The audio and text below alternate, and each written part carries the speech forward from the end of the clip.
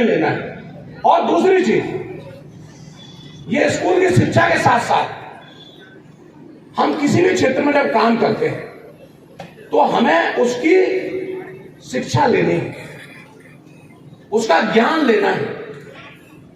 कि अगर आपने मान लो समोसे का काम शुरू करना है, तो अगर आप छोटा मोटा तरीके से बनाना जानते होंगे तो आप बनाना शुरू कर दोगे, तो क्या होगा, वो ज्यादा दिन चल नहीं पाएगा, क्योंकि मार्केट में जो और लोग हैं वो बेहतरीन सीखे हुए लोग होंगे, अच्छी से अच्छी ट्रेनिंग लिए हुए लोग होंगे, तो आपका समोसा उनके सामने फीका पड़ जाएगा। आप 5 रुपए में बेचेंगे और वो 10 रुपए में बेचना होगा, तब भी आपका कोई समोसा लेने नहीं आएगा। क्यों नहीं लेने आएगा? क्योंकि आपने उसकी कभी ट्रेनिंग नहीं ली, आपने उसकी कभी बारीकियां नहीं सीखी, आपने उसको अच्छे से समझा नहीं कि लोगों को क्या अच्छा लगता है, कैसे अच्छा लगता है, हमें कैसे बनाना है और उसको बनाने में किन किन चीजों का ख्याल रखना है कि जो लोगों को पसंद आए और दोबारा हमारे पास लौट करके आए। ये कोई भी क्षेत्र हो सकता है, चाहे आप कुछ भी बनना चाहते हैं, तो आप पहले वो बनने से पहले, उसका काम शुरू करने से पहले उस लाइन की ट्रेनिंग जरूर लें, ज्ञान जरूर लें, और ऐसे व्यक्ति से ज्ञान लें जो उसका ज्ञाता हो। अगर कोई व्यक्ति स्कूल नहीं गया, कभी स्कूल नहीं गया हो, और उससे जाकर के तुम आईएएस बनने की ट्रेनिंग लो, तो तुम्हें आईएएस बनाएगा क्या? नहीं बनाएगा। कभी भी आपको अगर ज्ञान लेना है तो ऐसे व्यक्ति से ज्ञान लेना है जिस विषय के बारे में आप ज्ञान लेना चाहते हो उस विषय का वो ज्ञाता हो, उसने खुद वो काम किया हो, तभी वो आपको अच्छी सलाह दे सकता है, उस लाइन में आपको आगे बढ़ने में सपोर्ट कर सकता है। अगर आप दूसरे लाइन के व्यक्ति से सलाह लोगे तो वो आपको उतनी अच्छी सलाह नहीं दे सकता है जो आपके काम आए। इसलिए आप काम अपना शुरू करने से पहले इस बात का ध्यान रखें कि हमें उस काम की बारीकियों को समझना है, उसमें प्रॉपर ट्रेनिंग लेनी है, ट्रेनिंग लेने के बाद में ही हमें मैदान में उतरना है। और लास्ट बात आती है संगठन की।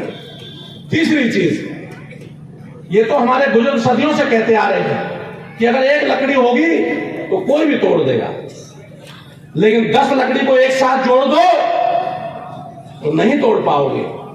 तो हमें इस ताकत को बनाए रखना है, और ये ताकत ऑलरेडी आप लोगों ने बनाई हुई है, क्योंकि अगर आप लोगों ने ये ताकत नहीं बनाई होती तो कोटी और मेहरों ने तो जो षड्यंत्र किया था वो फेल नहीं होता, क्योंकि आप लोगों की ताकत इतनी मजबूती से संगठन में बनी हुई थी कि हमारे दुश्मनों ने भरपूर प्रयास किया कुशवाहा समाज को तोड़ने का, लेकिन कुशवाहा समाज के लोगों ने अपनी एकता का सबूत देकर के ये इतिहास बना दिया, एक ऐसा इतिहास बना दिया कि उस इतिहास को यहां से लेकर बिहार तक लोग कसमें खाते हैं कि अगर यूनिटी देखनी हो, संगठन देखना हो, एकता देखनी हो तो धौलपुर में जाकर के देखो कि कुशवाहा समाज किस तरह से एकजुट होकर के काम करता है। तो मैं यही कहूंगा कि हमें अपनी एकता को बनाए रखना है, और मैं आज फिर कहता हूं इसी बात को कि मेरा उद्देश्य एमएलए बनना ना पहले था, ना आज है, और ना कभी जीवन में ऐसा मैं सोचता हूं।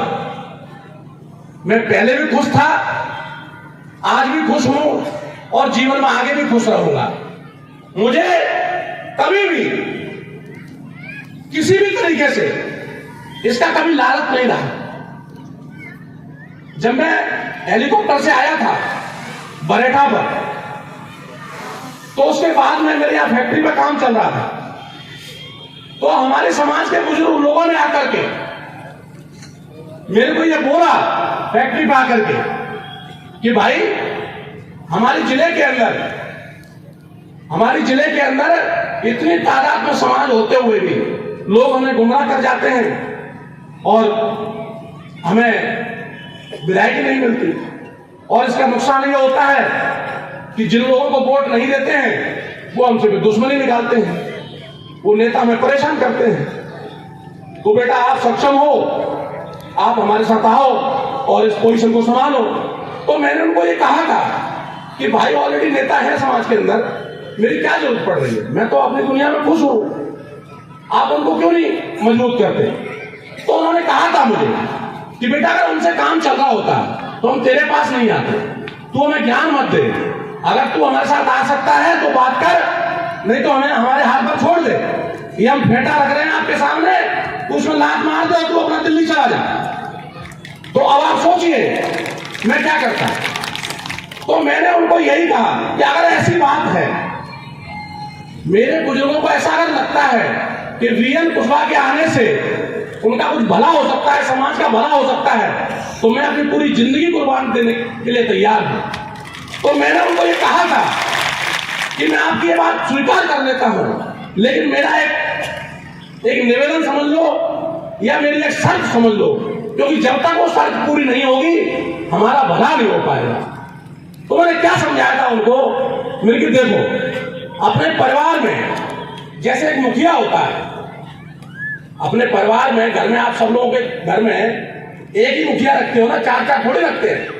जिस घर के 4 माले बना दो, अगर घर में 6 भाई हैं, 6 में से अगर आप 6 को अलग अलग बना दो मुखिया, तो वो घर चल पाएगा क्या।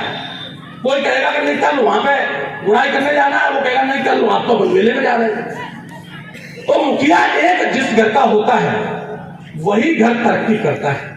ऐसे ही अगर समाज की तरक्की चाहिए तो समाज में भी हमें एक राजनीतिक मुखिया का चुनाव करना पड़ेगा, तभी हम अपने समाज को आगे ले जा सकते हैं। और मैं ये नहीं कहता कि आप आंख बंद करके किसी का भी चुनाव कर लो।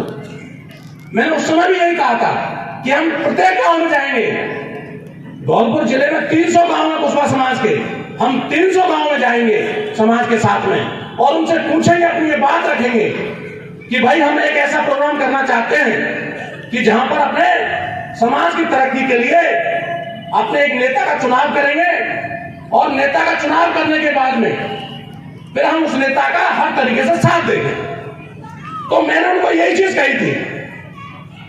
और आपको पता होगा, आप सब पहाड़ी क्षेत्र के ज्यादातर लोग हैं, आप लोगों के गांव में मैं आया भी था राजनीति में उतरने से पहले।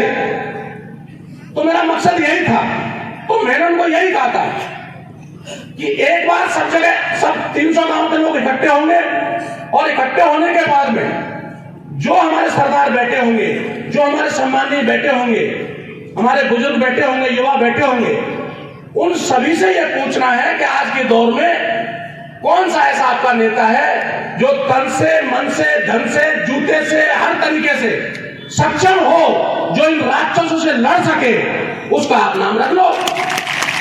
अगर आपने कहा, जनता ने एकजुट होकर कह दिया कि नहीं हम राम सिंह को रखेंगे, तो सब राम सिंह के साथ हो जाना।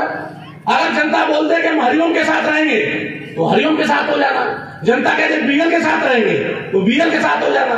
जनता कह दे शेर सिंह के साथ रहेंगे, तो शेर सिंह के साथ रह जाना। इसमें परेशानी वाली बात क्या है। लेकिन मेरी शर्त यह है, शर्त यह थी कि अगर जनता ने एक बार ये चुन लिया कि हमारा नेता राम सिंह है और फिर भी कोई नहीं मान रहा कि नहीं मैं भी चुनाव लड़ूंगा, मैं भी लोकतंत्र में रहता हूं, तो फिर भाई उसका स्वागत फूल माला के साथ नहीं, जूते की माला के साथ होना चाहिए। तो मैंने क्या बुरा किया ये बताओ मुझे। मैं आज भी यही कहता हूं कि जो जनता जनार्दन के बीच में किसी को अगर ऐसा लगता है कि वो बीएल से ज्यादा ताकतवर है, बीएल से ज्यादा अच्छा भला कर सकता है समाज का, तो आए ना समाज के बीच में। कौन मना करता है। समाज के बीच में बैठो, पूरे जिले की नहीं पूरे प्रदेश की राजनीति करो। मैं अपने बात का नहीं, उसके पीछे खड़ा होऊंगा, तन से, मन से और धन से उसकी मदद करूंगा, लेकिन उसी की मदद करूंगा जिसको समाज चाहता हो। खाली आपके कहने से, खड़ा होने से नहीं मानता, क्योंकि समाज ने मेरे लिए कुछ किया है तो मेरी भी जिम्मेदारी बनती है कि अब मैं बाहर आने के बाद में आपसे पीछा छुड़ा करके अपने काम में नहीं लग सकता, राजनीति वैसे नहीं छोड़ सकता, क्योंकि समाज ने मेरे पीछे जो मेरे लिए काम किया है, अब मैं जब मैदान में आ गया हूं तो क्या मैं समाज को ऐसे ही अंधेरे में छोड़ के चला जाऊं? नहीं जा सकता।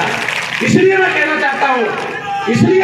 चाहता हूं अपने उन सभी गुमराह भाइयों को कि अगर आप गुमराह नहीं हैं तो एक मंच पर आइए और मेरा साथ दीजिए, अपना नेता मानिए। नहीं मानते हैं तो समाज के बीच में बैठिए, गांव-गांव जाइए कि साहब हम बीएल को नेता नहीं मानते, हमारे पास ये नया एक नेता है, इसको हम बीच में उतारना चाहते हैं, क्या आप पसंद करोगे या नहीं करोगे? आप वोटिंग करा लीजिए, दिक्कत क्या है? अगर आपको ऐसा विश्वास है कि आपको 51% लोग पसंद कर सकते हैं तो बीएल तो अपना भी पीछे हट जाएगा। उसको जरूरत क्या है? अपने भाई के साथ खड़ा होगा ना, क्योंकि जनता से बड़ा आशीर्वाद और जनता से बड़ा आदेश किसी का नहीं हो सकता। तो मैं तो इसी बात पर आगे बढ़ने वाला आदमी हूं कि जब तक मेरी जनता, जब तक मेरी समाज, जब तक मेरे बुजुर्ग बीएल कुशवाहा को 51% मात्रा के साथ में पसंद करते रहेंगे, मैं अपनी जान भी न्यौछावर कर दूंगा, तब तक मैं राजनीति नहीं छोड़ूंगा। जिस दिन मेरी समाज इकट्ठा होकर के ये कह देगी कि बेटा अब तेरी जरूरत नहीं है, उस दिन मैं समाज के चरणों में शीश झुका करके विदाई ले लूंगा और अपने उस भाई की मदद करता रहूंगा जिसको समाज चुन के आगे लेके आएगी। लेकिन तब तक मैं यही कहूंगा अपने सभी भाइयों से कि अगर कोई व्यक्ति गुमराह हो भी रहा है नादानी में, तो आप उसको समझाइए कि भाई समाज के आपस में फाड़ ना कर, समाज के साथ मिलकर चल। ये सारे पद एक नेता नहीं लेता है, और भी तो पद होते हैं ना, और भी राजनीति के अंदर पद होते हैं। एक पद को अपने नेता के लिए छोड़ दो, बाकी और पद आप आपस में बांट करके मिल बैठ के काम करो ना, दिक्कत क्या है? तो इसलिए मैं आप सब लोगों को यही कहूंगा कि इस संगठन को बनाए रखना। अगर ये संगठन टूटा तो निश्चित ही ये समाज फिर से पीछे चला जाएगा और इसके पीछे खड़ा होने वाला, कोई आवाज देने वाला आदमी खड़ा नहीं मिलेगा। क्योंकि इस एक बार जो पेड़ खड़ा होता है उसको आपने बरसों से सींचा है, पानी दिया है, खाद दिया है, हिम्मत के साथ खड़े रहे हैं, तब जाकर के पेड़ खड़ा हुआ है।